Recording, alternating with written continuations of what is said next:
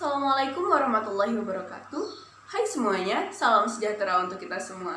Semoga berkat dan rahmat dari Tuhan selalu menyertai kita. Amin. Nah, pada kesempatan kali ini, izinkanlah kami dari kelompok 4 Pendidikan Kewarganegaraan SMA Negeri 1 Pontianak, khususnya dari kelas 11 MIPA 6, untuk membahas sedikit mengenai membangun kehidupan demokrasi sesuai Undang-Undang Dasar Negara Republik Indonesia tahun 1945. Baik, kita masuk ke pembelajaran yang pertama, yakni mengenai pentingnya kehidupan demokratis. Di materi paling awal akan kita temui mengenai persamaan muka di hadapan hukum. Nah, persamaan muka di hadapan hukum ini dibagi menjadi 3 poin. Yang pertama, setiap warga negara atau setiap rakyat memiliki persamaan muka di hadapan hukum. Yang mana dalam kehidupan demokratis tidak akan kita temui mengenai perbedaan muka di hadapan hukum terhadap misalnya status yang kita pegang atau status yang kita miliki. Lalu poin yang kedua, hukum akan tetap dilaksanakan seadil-adilnya dan sebenar-benarnya tanpa pandang bulu. Nah, ini seperti kelanjutan yang dari poin pertama. Lalu yang ketiga, ini untuk para penegak hukum. Penegak hukum diharuskan dan diwajibkan untuk memiliki sifat tegas dan berani untuk menuntut tindak kesalahan tanpa pandang bulu lagi. Poin kedua, partisipasi dalam pembuatan keputusan. Indonesia merupakan negara demokrasi.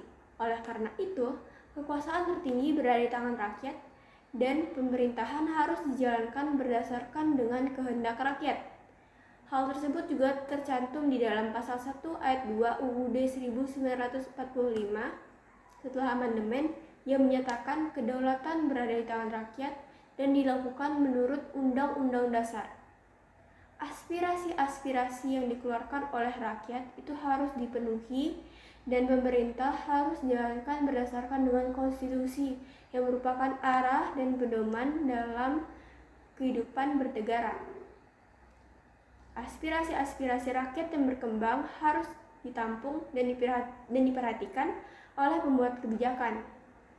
Kebijakan yang nantinya dikeluarkan itu harus dapat mewakili seluruh keinginan masyarakat yang beragam. Selanjutnya, kita akan masuk ke poin selanjutnya, yaitu kebebasan yang bertanggung jawab.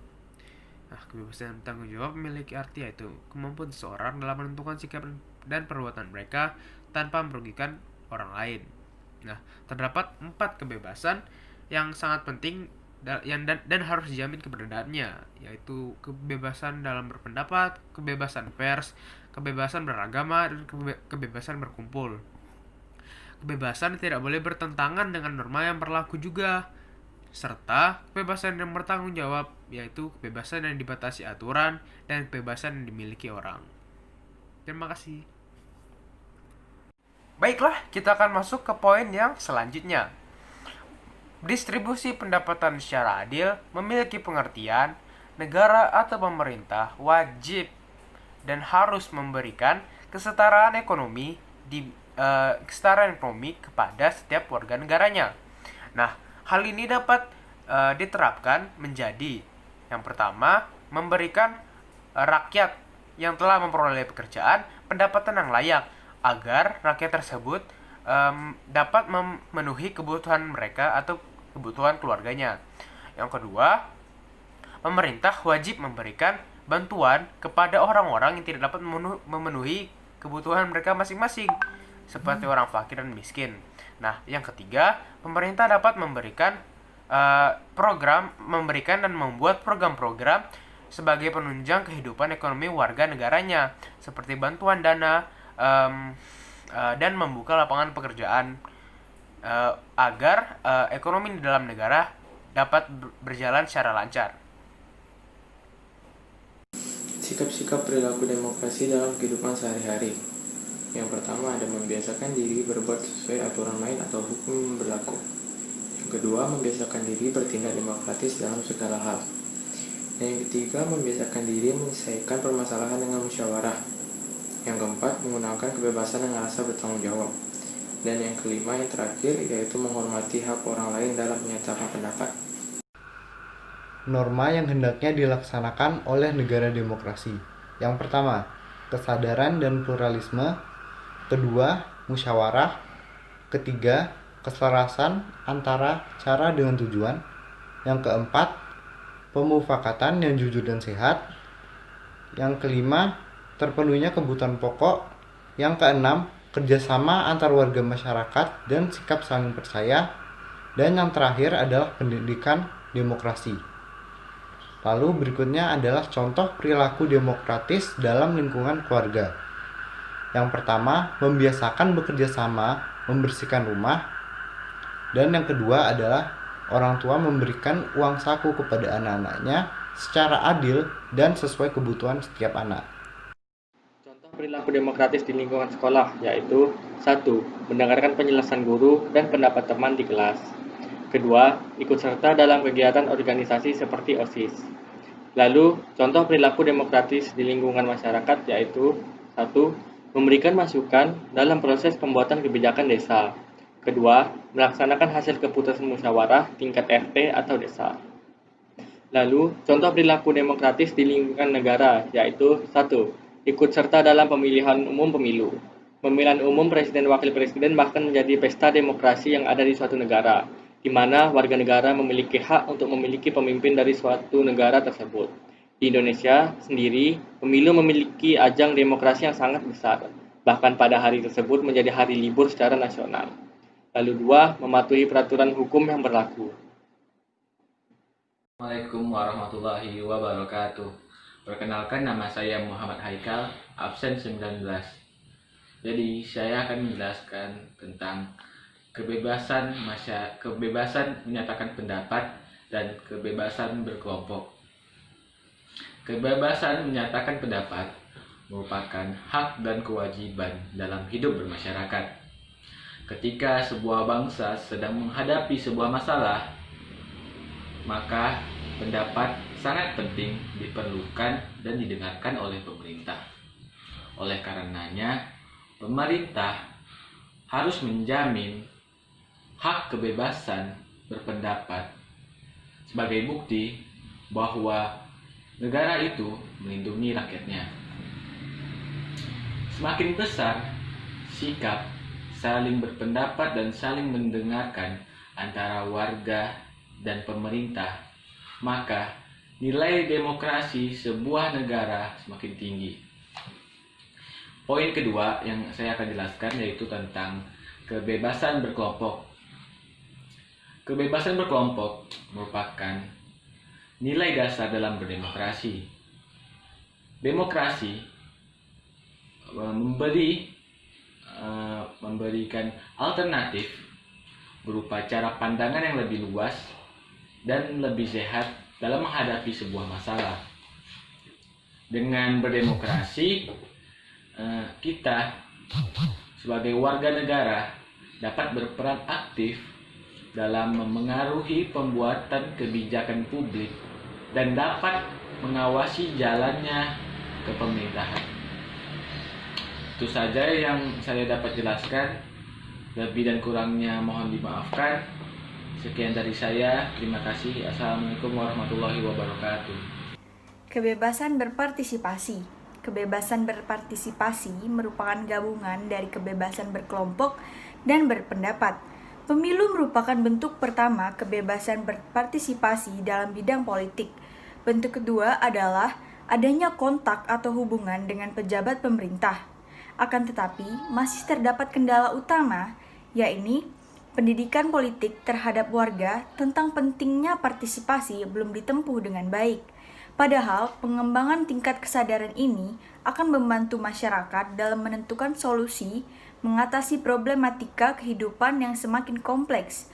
Mengajukan protes terhadap lembaga masyarakat atau pemerintah adalah bentuk partisipasi ketiga. Dan keempat adalah mencalonkan diri dalam pemilihan jabatan politik dengan rasa bertanggung jawab. Di hari terakhir pemungutan suara pemilu di luar negeri, sejumlah KBRI dipadati para warga negara Indonesia yang akan mencoblos, salah satunya KBRI Rusia di Moskwa. Pemungutan suara berlangsung sejak pukul 8 pagi hingga 6 sore. Sebanyak kurang lebih 1.000 warga negara Indonesia di Rusia ikut serta menggunakan hak pilihnya dalam pemilu kali ini. Menurut data yang dihimpun, sebanyak 507 WNI datang langsung ke TPS yang terletak di Kedutaan Besar RI, sedangkan sisanya menggunakan metode pos. Halo teman-teman, semuanya apa kabar? Nah, sebelumnya perkenalkan, nama saya Maya Andina, dan di sini saya ingin membahas PowerPoint dari kelompok saya, yaitu membangun kehidupan demokratis sesuai Undang-Undang Dasar Negara Republik Indonesia tahun 1945. Tapi di sini saya ingin membahas sebuah implementasi demokrasi sesuai Undang-Undang Dasar Negara Republik Indonesia tahun 1945. Nah, tadi kita sudah melihat sebuah video. Menurut saya sendiri video itu begitu unik, karena video tersebut tampak sebuah pemilihan umum Indonesia, namun dilaksanakan di luar negeri, tepatnya di Rusia. Nah, teman-teman, perlu kalian ketahui bahwasanya video tadi itu merupakan salah satu bentuk atau salah satu contoh implementasi demokrasi sesuai dengan Undang-Undang Dasar Negara Republik Indonesia tahun 1945, di mana warga negara tersebut, asalkan warga negara Indonesia, berhak untuk memberikan hak pilihnya, berhak untuk menyampaikan suaranya dimanapun dia berada. Nah, teman-teman, sejalan dengan Undang-Undang Dasar Pasal 27 Ayat 1 Negara Republik Indonesia tahun 1945 yang berbunyi, segala warga negara bersamaan kedudukannya di dalam hukum dan pemerintahan, dan wajib menjunjung hukum dan pemerintahan tanpa terkecuali. Nah, hal ini mendasari bahwa tiap warga negara mempunyai hak yang sama dengan dalam mendapatkan hak pilih sebagai bagian dari partisipasi politiknya. Nah, jadi berdasarkan pasal 27 ayat 1 tadi kita bisa mendengar setiap warga negara bersamaan dengan kedudukannya di dalam hukum dan pemerintahan wajib menjunjung hukum dan pemerintahan tanpa terkecuali. Artinya setiap warga negara berhak dapat memberikan hak pilihnya dalam pelaksanaan politik di Indonesia. Nah, teman-teman, saya membaca salah satu artikel dari Unpad, tepatnya di internet ya tentu, dengan judul artikel Polemik EKTP WNA Hak Pilih Orang Asing dalam Pemilu. Nah, teman-teman, dalam Undang-Undang Nomor 7 Tahun 2017 tentang Pemilihan Umum, di sini tertera, diatur secara spesifik bahwa pemilih ialah warga negara Indonesia yang sudah genap berumur 17 tahun atau lebih, sudah kawin dan pernah kawin. Nah, dari rumusan pasal ini dapat dipastikan bahwa orang yang dapat memilih dalam perhelatan pemilu hanyalah warga negara Indonesia, baik yang berdomisili di negara kita ataupun di negara lain. Loh, bagaimana maksudnya, teman-teman? Nah, jadi bisa kita dengar dari pasal dan undang-undang tadi bahwasanya setiap warga negara yang sudah memenuhi hak pilihnya, seperti sudah genap berusia 17 tahun, lalu dia merupakan warga negara Indonesia, itu sudah berhak dalam memberikan hak pilih, dalam memberikan suaranya, dalam pelaksanaan demokrasi, dalam implementasi demokrasi dunia perpolitikan di Indonesia, dimanapun dia berada. Nah, teman-teman, di situ tidak disebutkan loh bahwa kalau memilih harus di Indonesia, tidak disebutkan. Artinya dimanapun teman-teman berada, asalkan teman-teman sudah genap berusia 17 tahun dan warga negara Indonesia, berhak untuk memberikan hak pilih, memberikan suaranya dalam partisipasi politik negara Indonesia.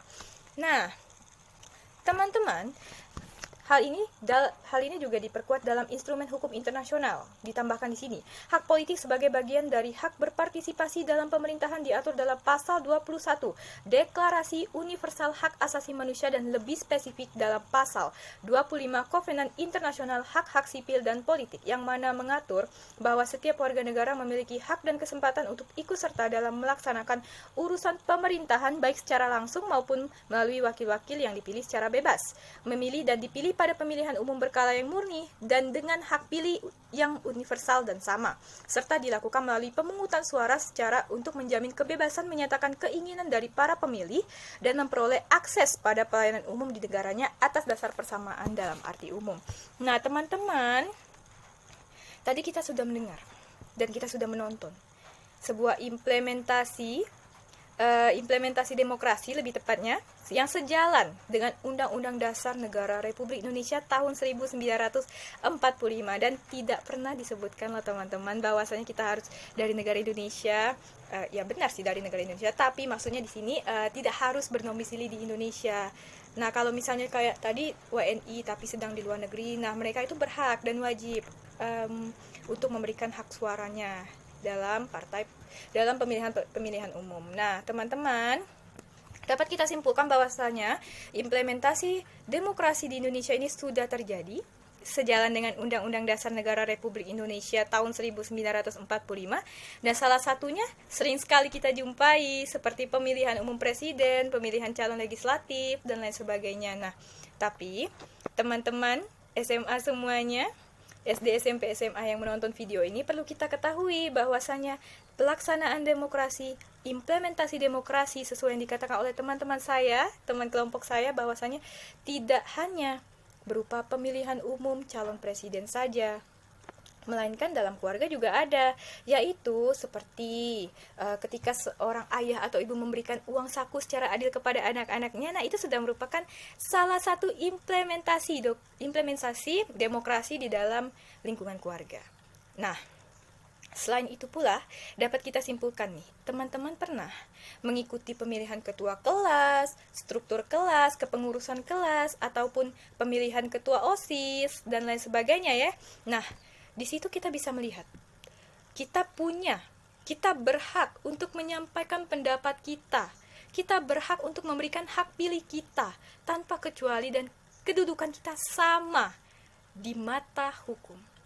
Kita berhak, kita bisa, kita boleh menyampaikan suara, menyampaikan pendapat kita dalam pemilihan tersebut. Jadi sebenarnya kita ini sudah pelan-pelan simulasi mengikuti pemilihan-pemilihan, walaupun tidak secara langsung karena kita belum genap berusia 17 tahun ya teman-teman. Jadi kita sudah pelan-pelan dari lingkungan keluarga kita, sekolah kita, masyarakat mungkin, teman-teman organisasi dan sebagainya. Oke, jadi seperti itu ya teman-teman. Jadi kita sudah bisa melihat contoh implementasi implementasi demokrasi pemilihan umum di Rusia, warga negara Indonesia. Saya rasa cukup sekian. Semoga ini bermanfaat buat teman-teman semuanya. Terima kasih. Wassalamualaikum warahmatullahi wabarakatuh. Bye.